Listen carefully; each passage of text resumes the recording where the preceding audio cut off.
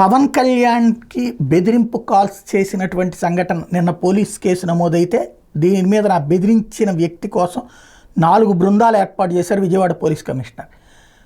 ఇప్పుడు తాజాగా తేలింది ఏంటంటే నెల్లూరు, ఎన్టీఆర్ జిల్లా, తిరువూరు, విజయవాడ నగరంలో ఆ నిందితుడి కోసం గాలిస్తున్నారు. ఈ నిందితుడు తిరువూరులోని ప్రముఖ వైద్యుల దంపతులకు బామర్దైనటువంటి మల్లికార్జునరావు అని గుర్తించారు ప్రాథమికంగా.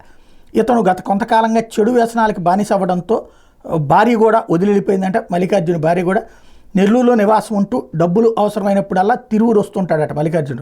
2 రోజుల క్రితం నెల్లూరు నుంచి తిరువూరుకు వచ్చినటువంటి మల్లికార్జునరావు ఆదివారం ఉదయం నుంచి విజయవాడలోనే తిరుగుతున్నాడని గుర్తించారు. అతను ఈ మద్యం వ్యసనానికి బానిస అయ్యి ఈ కారణంగా అలాంటి దాంట్లో చేసేటటువంటి యాక్టివిటీ అన్నటువంటి విషయాన్ని వీళ్ళు గుర్తించారు.